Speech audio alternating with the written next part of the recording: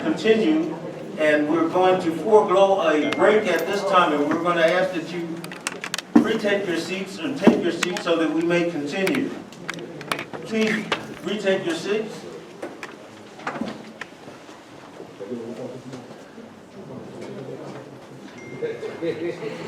Stand up.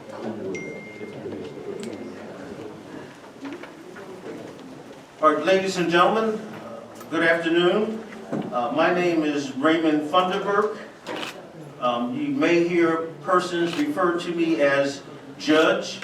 I will say that I am a retired judge from the Circuit Court of Cook County. I am no longer a judge, but if you do hear people referring to me as Judge, that is the reason why. It has also been brought to my attention that persons have referred to this forum as being a part of or being sponsored by the League of Women Voters. This forum is not sponsored by the League of Women Voters. This forum is by the nonpartisan committee for the Village of Park Forest. So to ensure that there's no misunderstanding as to whom it is or what organization is sponsoring this forum, the League of Women Voters is not sponsoring this forum. This forum is sponsored by the Village of Park Forest nonpartisan committee. I'd like to introduce to you, ladies and gentlemen, Mr. Joseph Woods, who's a candidate for mayor. Mr. Woods is the only candidate for mayor that is here this afternoon. We'll give Mr. Woods an opportunity to present an opening statement, and then we'll proceed with questions for Mr. Woods. Mr. Woods, good afternoon, sir. Good afternoon, sir. You may present an opening statement if you'd like. Thank you very much. Hello, Park Forest. I got to tell you, when I got whiff of the fact that the mayor, the current mayor, may not be here, I actually considered not necessarily going into the question-answer element of this forum. However, I've decided that I'm going to forego that possibility because it's so exciting to see all of you all in here. And even as trustee, when we see a couple of visitors come into the board meeting, we get really excited about that because community engagement is a beautiful thing. I know that there's a time thing, but I'll tell you what I'm going to do. I'm going to start off from a personal element. For those of you who don't know me, I'm a man of few words. For those of you who do know me, you know that that's not the truth, right? Okay, I'd like to tell you that my journey of service to the Village of Park Forest has been an organic process. From Poet Laureate to Library Board Trustee to Village Trustee in 2019. I believe my career in public service has prepared me to run for mayor and to represent this village. I served 3 administrations of the Attorney General's office, advocating for the rights of consumers, senior citizens, persons with disabilities, veterans, and victims of crime. There I chaired Diversity Training Committee and the Process Improvement Committee. Subsequently, I was elected to the local 4408 president of the AFT for the Attorney General Northern District. I am a professional writer, an editor, a public speaker, and a certified paralegal. I am a product of Quigley North, Loyola University of Chicago, Roosevelt University, the Park Forest Civic Leadership Academy, and my mother Doris, who knitted my pattern of thought with grandma's hands. As mayor, I will work to establish the policy that achieves a sustainable budget, protects our environment, promotes ethical government, and ensures that Park Forest remains a vibrant, livable community. Did I make the time yet? Because I timed it at home. Okay.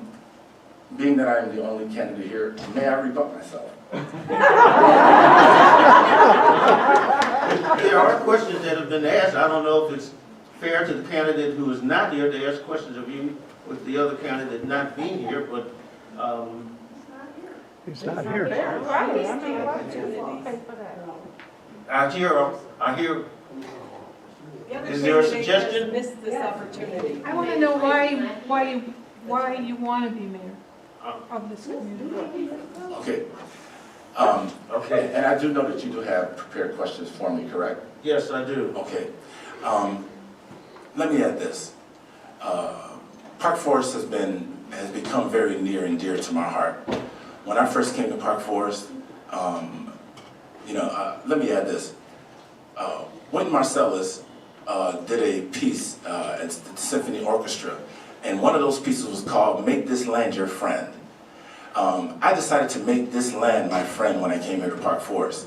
What that means is you delve into what the identity, you delve into the vibrant nature, livable nature, and also you get to know the people who are also living here. As I mentioned before, I'm a writer, I'm a poet, and I'm also an editor. And so when I became Poet Laureate, I've had all of a sudden a lot of the residents asking me, can I read their works, can I edit their works? All of a sudden I started falling in love with the people's stories that I was hearing. And I was wondering, how many people actually know these very resourceful, very vibrant figures in Park Forest? I couldn't stop there. So I wanted to know more, and I actually started seeking those people who have served before me and seeking different ways in which I could interject my involvement and just really give back to this community that has really given so much to me. All right. This is let's just call this what it is. This is somewhat challenging, no doubt, because when you're debating someone, you like to kind of see the face, and you like to at least give the opportunity of our residents a choice as to what our vision is and how we are really going to approach different subject matters. And unfortunately, that's not the way that it is right now. So it may seem somewhat discombobulated, okay? But just like any other challenge, with COVID and the COVID period, we've had to deal with a whole lot of challenges, and we've had to create a new kind of normalcy. Who would have thought that Zoom would have been something that's so natural in our lives right now, right? So this is another challenge as far as I'm concerned, and so whichever way you would like to handle this, I'm more than willing to do it. Okay. Well, I'll go ahead and ask the questions that have been given to me to ask of you. Okay. And I'll start by, this is a question for the mayoral candidate. Why are you the best candidate for the position of a mayor? And I've read that, I quoted the question, so. Okay. Let me tell you about my approach as a village trustee. My approach as a village trustee, I found out very quickly when I thought I had all this knowledge about state government, and I'm like, oh, I can do this municipal thing. Well, I came to find out real quickly that municipal government is way more difficult than state government. And as a trustee, I realized that there is not one person who actually makes the decision. See, I recognize that there is no unilateral person making all the decisions. I'm a team player. If anyone has ever seen me at a village board meeting, if anyone has ever even heard me speak, I always say that it's not about me, it's about we. There's no possible way that I want to be the kind of mayor that doesn't listen to the concerns of the residents, no matter how extreme they are, even when I don't even agree with them. And there's been many times that has happened, including with the board.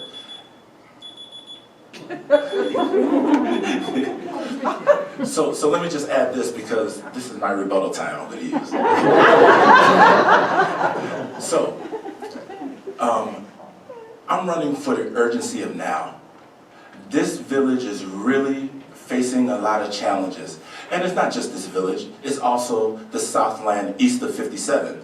And so with those, we have to understand the reality and be really candid about what's going on here. We understand changing demographics. Let's be real about that.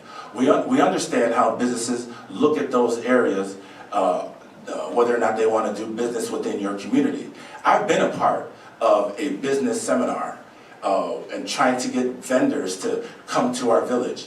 And what I found out is that it's been very difficult in the sense that they have a booklet of statistics already before you can even make that sales pitch, if you will. There was a couple times that I've been known to make the statement. Sometimes in those seminars, I felt like I was trying to force someone to marry my ugly stepdaughter, if you will, right? It's like, or give them money to come and do business with us. We do understand that we have Class 8 incentives, and a lot of the businesses say, well, we'll come if you do this. You will come if you give this to us. But a lot of times, and I think some of the trustees did a very good job of kind of honing in on that, a lot of times you have the situation where they get that Class 8 incentive, they don't really meet some kind of proposed provisions, such as if you come to our village, would you consider hiring from within? If you come to our village, would you consider re-engaging into the community and supporting some of our efforts? You would think that these are not really major requests that we would like for our businesses to do. Unfortunately, sometimes they get what they want, and then sometimes they leave after they've gotten it. We have to be real about that. So, someone asked me, says, why would you want to run for mayor anyway? Says, Lyndon B. Johnson said when he was president, he said, when I start feeling so bad about all the challenges I have as president, I just think that I could, at least I'm not mayor.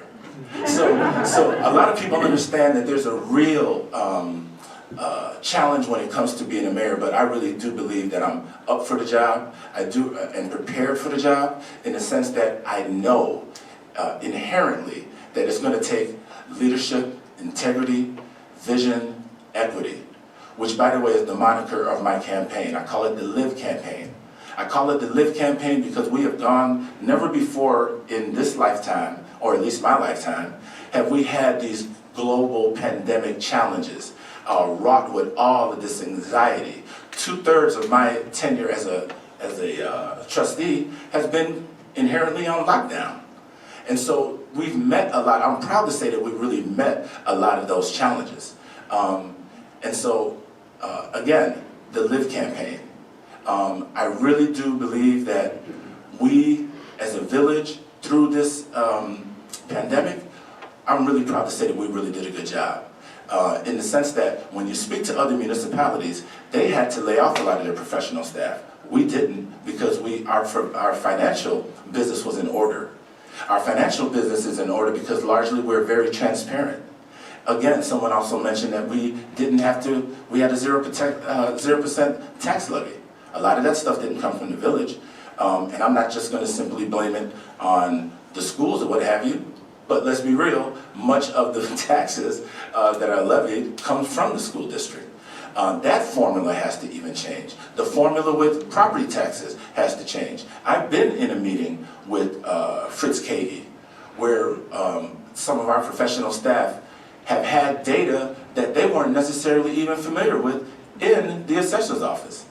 And so then we had to present scenarios where, hey, can you explain to us why the same dimensions of a 7-Eleven in our village is, let's say, according to your property value assessment, is $300,000. But the same square footage, the same 7-Eleven, everything absolutely identical. Can you explain why it's worth $900,000 in Elk Grove? So we have to really ask those questions. We have to be forthright in asking those questions and presenting different options for us to address the property tax issue. Now, you've mentioned several challenges that the village faces. Are there any other challenges that you wish to address, or that you think the village faces that you wish to address, and how it is that you would address those challenges? Okay. One of the issues that we definitely face, and we've heard about this in some of our meetings with each other, our gatherings with each other, and one of those is the actual crime that we've seen. It's not just in our village, as we know. It's across this land, across the nation, we're seeing an uptick in crime. We really have to be even more very creative about that, in the sense that, look, we lost Rich East. I'm not delusional, that's never gonna come back. What has been proposed has been that Rich East location becoming a trade manufacturing school for not only students but also adults.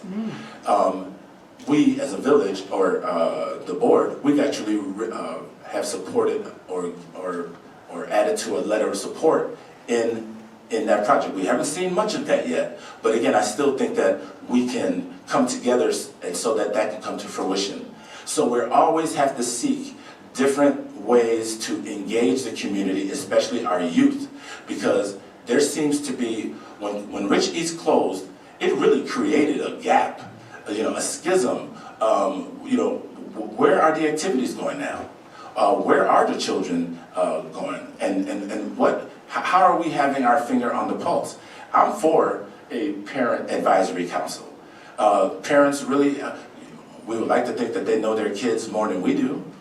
We would like to think that they have suggestions as to how they can better facilitate programs that would make them have their, positive activities, and even be grow up to be positive role models representing the community in which we live right now. And so those are some of the things that we're always constantly taking a look at. In regards to another challenge that we have, we understand that we have the challenges of like public works projects or what have you. One good thing I will say in our village's favor is that we've done a really good job of actually getting grants and trying to do our best to actually work in concert with other entities. For instance, the South Suburban Initiative. That has turned out to be very good for our neighborhoods in Eastgate, where we were able to, knock down abandoned, dilapidated houses, and we know sometimes what that can attract if we don't address that. So if we're constantly, again, let me add this also. So every year we have a Illinois Municipal League conference where all the trustees and mayors throughout the state meet to talk about different issues in their respective communities. One of the things that I found out is that after wearing my badge, seeing that I was from Park Forest, there have been people coming from places in Park Forest that I never even knew about, Cahokia, Illinois. And they came to me and says, hey, we want to let you know that we follow your model. And so or you might have something where we say, well, hey, look, Chief Menino at the time, our police department chief, where they would say, hey, we appreciate what he had to say when he sat on the panel in Springfield to articulate the challenges of police officers. So it's those kind of things that if we're constantly going to those events, if we're constantly coming back with resources, the idea is that we as a leadership and a board, we come with different ideas. No one person does anything. If we're not coming back to actually effectuate policy, there's no way that you can forget people that are being affected by that. And again, one common theme for me is we, and it has to be a team. It has to be teamwork. And as a mayor, as a village president, you have to provide leadership. You have to provide a certain amount of integrity, vision, and equity, and you share it among the board so that you empower them and you get all of their ideas together. I'm not necessarily sure if that has necessarily happened. It's not in my nature to negatively talk about anyone. Everyone knows that about me who knows me. However, please know that when I'm speaking about what I think I can add, 9 times out of 10 is because of what I don't believe we have.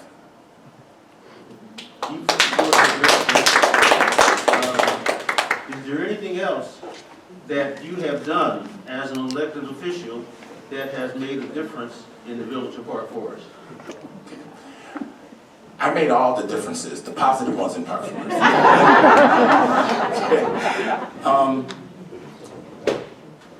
Before I became a village trustee, I mentioned before that I was a library board trustee. And I would like to say, in that elected office position, I'm very proud of something. I decided to run for library board trustee because I started seeing fights in the library.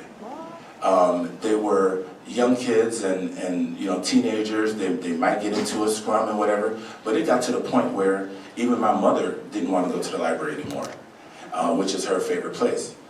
And naturally, I've always loved libraries because it was always a sanctuary for me where I grew up, which is the west side of Chicago. And so I wanted to, it was just a shame for me to see that kind of happening in our library, which I owe so much to because I got to know Park Forest when my computer broke. And when my computer broke, all of a sudden I started seeing all these different activities. And I'm like, wow. And then next thing you know, I saw looking for poets, looking for writers, and that's how I started getting re-engaged in that. But going back to my being a library board trustee, I decided to do it because I broke up a fight. And in breaking up the fight, I realized that we needed to have a little bit more security in our library. That was my complete, I'll be honest with you, that was my only and sole agenda to provide that. When I brought that to the board, they agreed, and so we worked out something where we were able to have a representative of our police department stand there as security. But what ended up happening is that they started, the teenagers started developing a relationship with that police officer. And they looked forward to being there. Those very same kids who used to come in there and want to fight and talk really loud or curse or whatever, all of a sudden, they couldn't wait to talk to police officer so-and-so, and then next thing you know, they're telling them about, hey, let me tell you what's happening at school. So that right there for me is something that I'm very proud of as a library board trustee. As a village trustee, I am very proud of being a part of the committee that really was addressing the George Floyd incident. Chief Menino did a very good job with trying to see how can we learn from this. Matter of fact, he was a representative of chiefs across the state, which is why he was asked to go to the panel representing Park Forest and talking about the different changes that we may need in, from a community policing standpoint.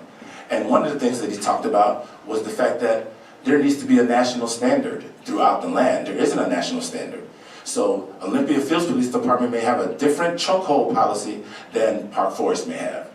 And so one of the things I'm very proud of is that through that committee, I was able to suggest the Police and Fire Advisory Council, which is what we have established now in Park Forest. I'm very much looking forward to those members of that advisory council coming up with new and different ideas as to how we can build a relationship between our community and policing in a tangible way, and in a way that really works for all of us.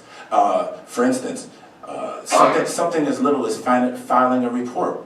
We found different ways where folks can feel comfortable to go file a report, or better yet, to even call the police. We've seen some situations where folks will be scared to call the police, largely because, well, wait a minute, I want to call the police, but I don't want it to escalate. I don't want really to get anybody to get shot. You know what? I better not call the police. So it's those kind of things that we that we're very proud of, that I'm very proud of, to have brought to the table in that regard. You've sort of touched upon it, but in light of the unfortunate situation in Memphis with Mr. Tyree Nichols, is there anything that you would like to see done with respect to the Park Forest Police Department in terms of increasing the level of sensitivity? Yes, and the issue with Tyree Nichols and even with George Floyd and other instances like that is very near and dear to my heart, because when I was 26 years old, I had a situation like that happen to me. And so we have to look at training and the way our police officers are actually trained. I think it's a real training issue. I think that what we've been able to do is to try to revisit how our officers are being trained. I think that the real challenge is a miscommunication between the community and the officers that they represent. I'm proud of the fact that our police department, which has gotten high ratings from our community surveys, we got a 93% approval rating with our police departments. They do a really good job of preventing and, or better yet, solving crime and solving crime quickly. However, I think that prevention is ideal. Finding innovative ideas to prevent crime, finding innovative ideas to address the training, and how do we keep our finger on the pulse of what the community needs. It needs to address those kind of issues directly, so that there is no miscommunication, that there is a building and a communication and a bridge between the community that it represents in us. I believe that conversation is about transformation. I want to really work as mayor to really hone in on community engagement and how we get and give our information. How do we speak to each other? I know it's not the days anymore where neighbors used to knock on the door and give you sugar when you moved in. A lot of that doesn't happen. But if we can find different ways to engage with each other, look, it has really been an awesome blessing and a treat for me to actually engage with all different levels of people. It has been so rewarding to me. And that's something that I'll continue. If anybody ever tells you that a Joe Woods is unapproachable, come on.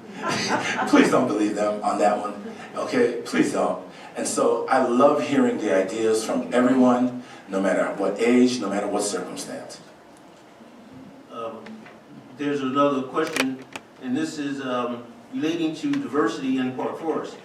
And while Park Forest is rich in diversity, steep in diversity, there are some that feel that the village could do better. What would you do to increase the residents' voices and having further inclusive? I don't know why I'm having trouble with that word. Yeah. What will you do to make sure that the residents' voices are inclusive and heard? Yes, I understand that, Judge. Really what they're talking about is DEI, the diversity, equity, and inclusion. And so one of the things that we have, as we know as a village, historically we have always been seeking to be more diverse and to have a very racial, integrative kind of community. I'm not saying that, I understand that there's no community that is ever a utopian, right? Every decade, every era has always had its challenges. But the stories that I've heard and read about Park Forest from an inclusionary, integrative, racial standpoint are great stories. You find some of those stories at the Smithsonian. And so, having said that, we do understand that whereas there was a time where Park Forest was approximately 70% white, if you will, we now know that it's approximately 70% African American. And so naturally there's going to be a dynamic shift. There's going to be a shift in where we start talking, we try to maintain our diversity principles, but we also want to see those diversities be implemented in a way where we actually see it and we see it being beneficial to our residents. So for instance, I told you before with the police department, it's more diverse than it's ever been. The fire department, which isn't as diverse as the police department, however, they even went to a very creative, innovative program with it was called the Black Fire Brigade. They had an event in the city where they talked about how can we bring more African American women, minority, Latino, how can we develop an internship program to develop more firemen and firewomen, okay? And they brought that here to Park Forest. Matter of fact, the very first person to come out of that program was just sworn in several months ago. And so I'm proud of that kind of thing. We always, diversity to me is never an end, it's an ongoing process. Thank you. As mayor, if elected as mayor, how do you see yourself working with Park Forest Chicago Heights School District 163 on the utilization of care of the gym and the recreation center? And further, would you consider the sale of the facility to the school district 163? If I understand the question, I think it has to do with our recreational center that's in the Michelle Obama area, okay? And where we use it as a community center. I would like to say that from what I've learned about the history of the relationship between the village and the school district has somewhat been askewed over the years. There hasn't been historically a lot of communication and workability. There's always been something at odds with it, and I think that that's been created. I think, however, as mayor, I would want to rebuild that bridge where we can actually talk, especially now we have to do it because we're seeing so much of our kids somewhat being displaced given what's been going on in our community. And so now I really would love to build a bridge between 163 and all the school districts that represent our village. In regards to that particular instance with that particular building and whether or not it ought to be sold, what have you, I think that we ought to explore options to actually develop a community center, because that's ultimately what we're looking for. I think that we ought to engage not only with the schools, but also engage with Parks and Recs in the way of how we go about disseminating activities for our youth and what have you. Another question for you. With respect to the senior citizen population in Park Forest, the senior citizen population is growing. What do you plan to do to help seniors age in place?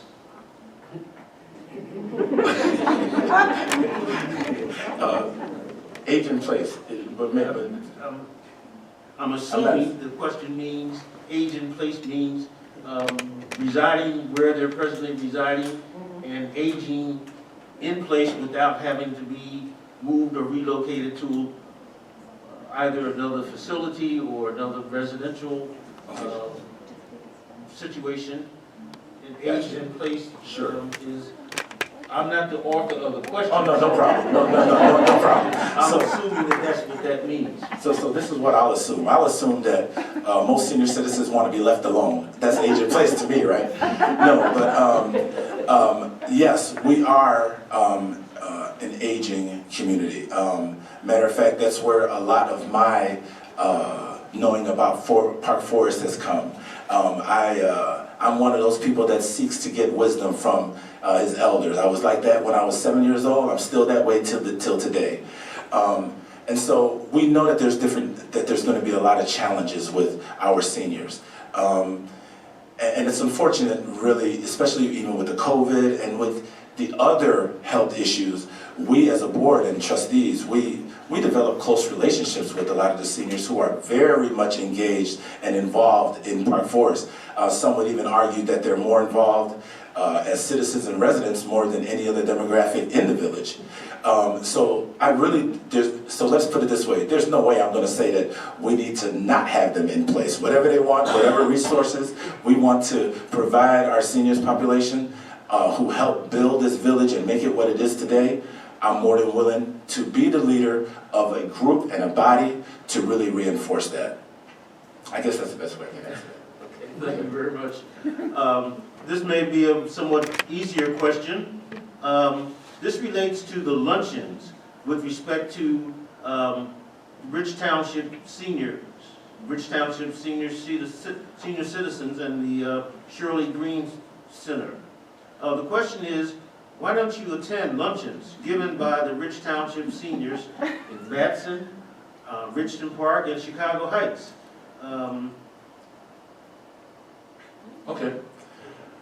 I don't know if that was necessarily meant for me. Have you seen me lately? I've gained weight. I've been to a lot of those luncheons.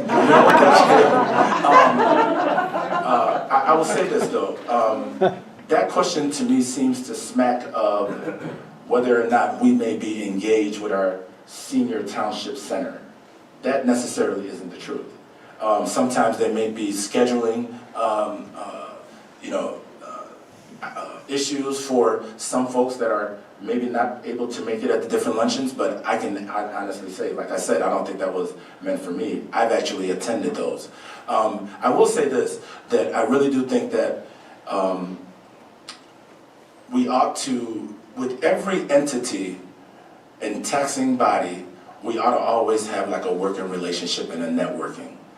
If there's ways where we can better support each other and be of resource to each other, whether it's Bloom Township, whether it's Rich Township, well then I'm all for that.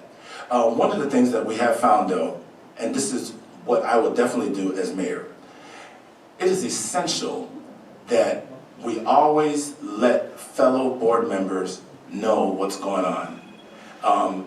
I think that a leader needs to foster the kind of communication and facilitate the different avenues and even usurp some of the ideas that each member has on the board.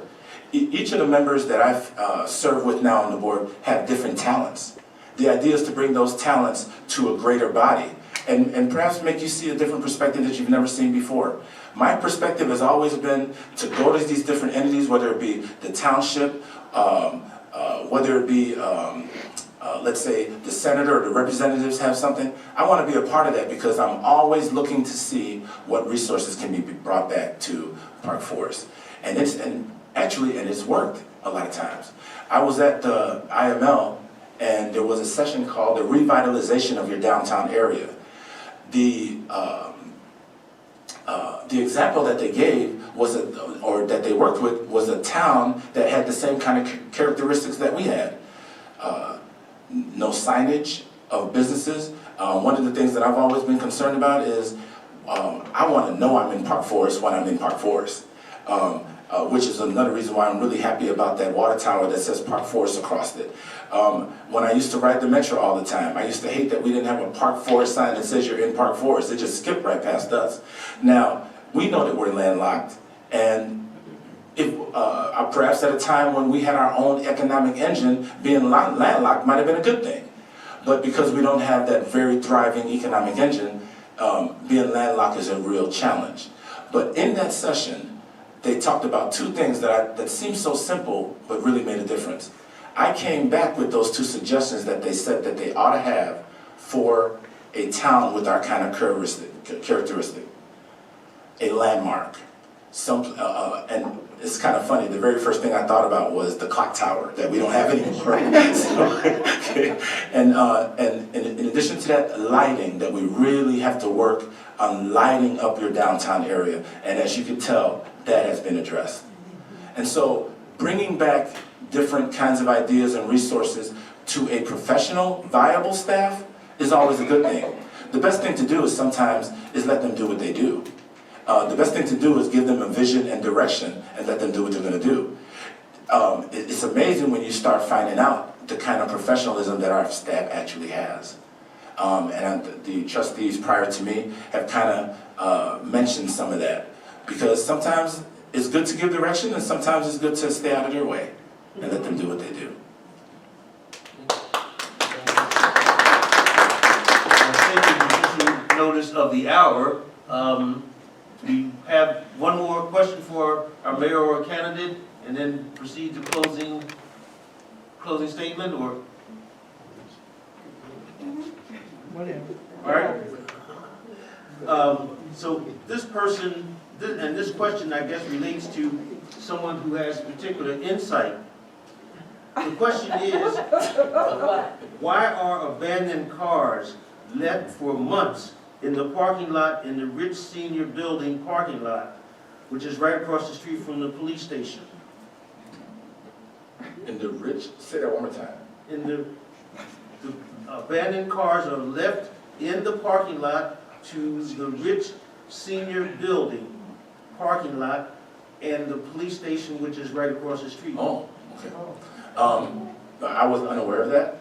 But the good thing about having forums like this is that when a question like that comes up, I'll be coming back with that answer. I will do some research on that and find that out. But I was unaware that there were abandoned cars in that parking lot. You see, I don't know everything. You see that? Well, at this juncture, it's 3:05 p.m., so we'll give our candidate an opportunity to present a closing statement. So, Mr. Woods, you have the opportunity now to present a closing statement. Okay, I've said so much, I think I used up all of my closing statement. But what I would like to do is, again, I mentioned earlier that I decided to moniker my campaign as the Live campaign, because never before have we had to ask if we were going to live, how we were going to live, and why we're going to live.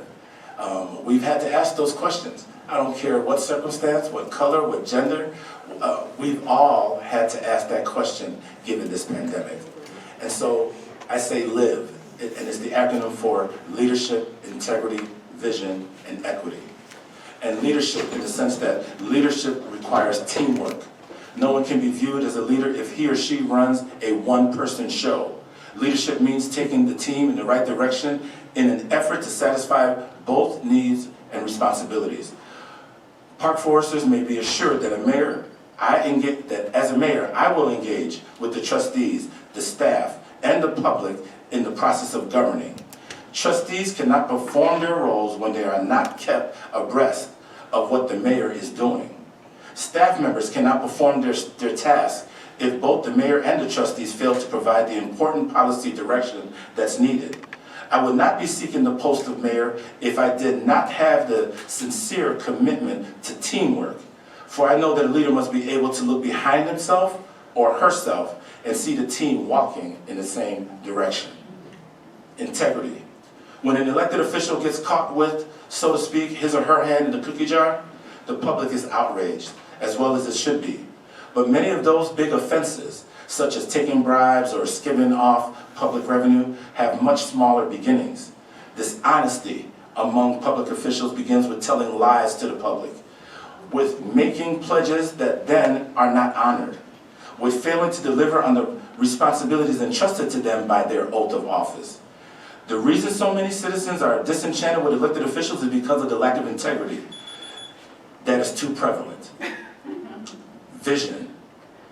A literary critic once said that the poet has the ability to see around the corner in regards to the path we all need to travel. In other words, not only to anticipate the needs of tomorrow, but also to have clarity in overcoming potential obstacles. Perhaps it's because of my role as a recognized poet laureate for the village that I put so much stress on the importance of being visionary. It's vital to our community. It's vital for our village staff to know what it is that we desire, because we are their boss and the residents are our boss. Finally, equity. Equity means a level playing field for everyone, regardless of race, ethnic origin, religion, gender, age, sexual orientation. Even in towns such as Park Forest, which long has prided itself as a fair and open community, equity has not always been present, especially as in regards to race. Furthermore, regardless of how many changes we make, equity is not something that we can say has been achieved and then move on. Rather, we always must be totally vigilant, ever watchful for ways in which inequity can creep into our behaviors and operations. That especially is true in regards to hiring, housing standards, and ways in which citizens are treated by village personnel. Lastly, my commitment to the residents of Park Forest is to be the #1 watchdog on the alert for any signs of inequity in our community. I want to thank you all for listening to me. I'm very happy that I actually met this challenge of being the only one sitting up here. It is rather.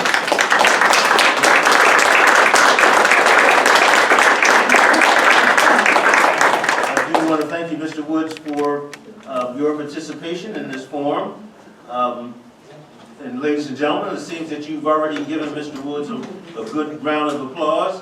I'd like to remind you that Tuesday, April 4th is Election Day. And on Tuesday, April 4th, you should vote for the candidate of your choice. Again, Mr. Woods, thank you very much. Thank you For your participation. May I say one last thing? Yes, sir. I actually have more detailed, I'm always told that I have a tendency to say too much, and so I have a website. It's